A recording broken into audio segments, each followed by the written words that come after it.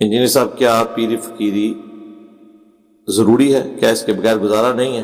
ہاں ظاہر ہے، جن کی روٹی روزی اس سے چل رہی ہے ان کا کیسے گزارا چلے گا؟ بالکل بہت ضروری ہے۔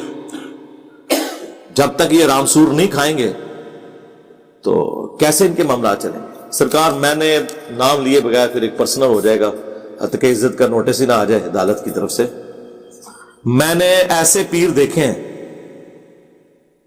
جن کو نماز بھی صحیح نہیں پڑھنی آتی، اندر تو پتہ نہیں کیا وہ پڑھتے ہوں گے، جو ظاہر نماز ہے نا وہ بھی غلط پڑھتے ہیں۔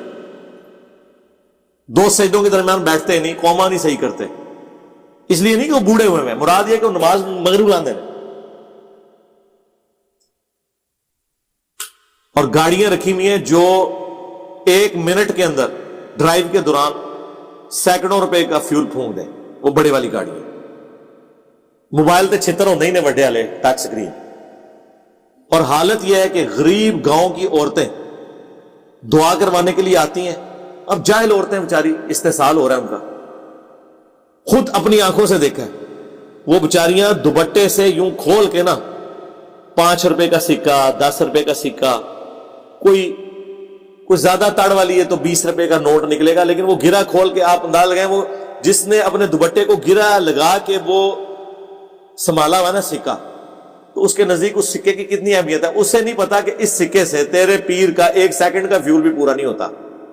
اور وہ پیر اتنا ڈھیٹ ہے کہ وہ لاکھوں کا چندہ تو لے رہا ہے، وہ 5 روپے کا سکہ بھی نہیں چھوڑ رہا۔ ہاں، آپ کے اس وقت پولیٹیکل جماعتوں میں جتنی مین پوسٹیں ہیں ان کے پر سارے پیر بیٹھے ہوئے ہیں۔ ایک وہ ملتان کے پیر صاحب ہیں، نام لیے بغیر، ایکس ہمارے فورن منسٹر بھی رہے ہیں، اور آج ایک بہت بڑی پولیٹیکل جماعت کے وہ سرکردہ رکن ہیں۔ ان کی ویڈیو نہیں آپ نے دیکھی کس طرح وہ درباروں سے کھا رہے ہیں؟ تو یہ سارا فراڈ ہے۔ پیری مریدی کی شرعی حیثیت وہ آپ میری ویڈیو دیکھیں، قرآن و حدیث میں جس پیری مریدی کا ذکر ہے نا وہ حاکم وقت کی بیعت ہے، خلیفۃ المسلمین کی بیعت ہے۔ یہ پیری مریدی کی جو بیعتیں ہیں نا یہ تو بہت بعد میں شروع ہوئی ہیں، ان کی اسلام میں کوئی حیثیت نہیں ہے۔ زیادہ سے زیادہ آپ اسے کوئی ایک عمل کہہ سکتے ہیں جسے انتظامی معاملہ، جسے ڈاکٹر اسرار صاحب بھی بیعت لیتے تھے، پھر اپنے بیٹے کو انہوں نے نامزد کیا، خود بھی اس کی بیعت کی، اور ایک انتظامی جیسے ووٹنگ سسٹم یا کسی جماعت کی رکنیت کے طور پہ۔ شرعی طور پہ تو بیعت وہی ہے جو خلیفہ وقت کی بیعت ہو، جو خلفائے راشدین کی ہوتی تھی، باقی تو سارا ڈرامہ بازی چل رہی ہے زیادہ تر۔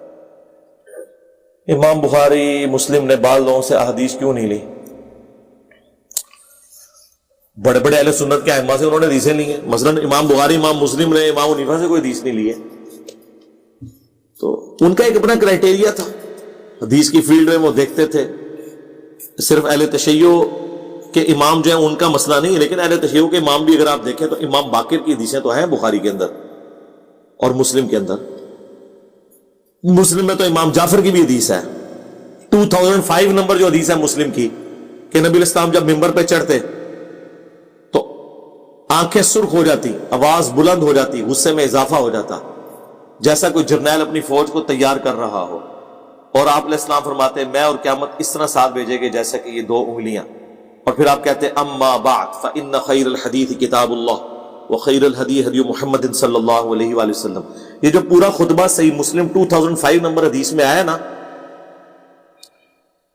اس کے راوی امام جعفر ہیں، امام موسیٰ کاظم کے والد، اور انہوں نے امام باقر سے، اور امام باقر نے جابر بن عبداللہ سے، اور جابر بن عبداللہ نے رسول اللہ سے حدیث روایت کی صلی اللہ علیہ وسلم۔ اس طرح وہ مسلم میں جو 2950 نمبر حدیث ہے حج والی، جو کئی صفحات میں پھیلی ہوئی ہے، وہ جابر بن عبداللہ سے حدیث امام باقر نے بیان کی ہے، جب وہ ان کے سینے کے بٹن کھولتے ہیں، ان سے پیار کرتے ہیں کہ تم میرے نبی کے بیٹے، اور وہ حدیث بیان کرتے ہیں۔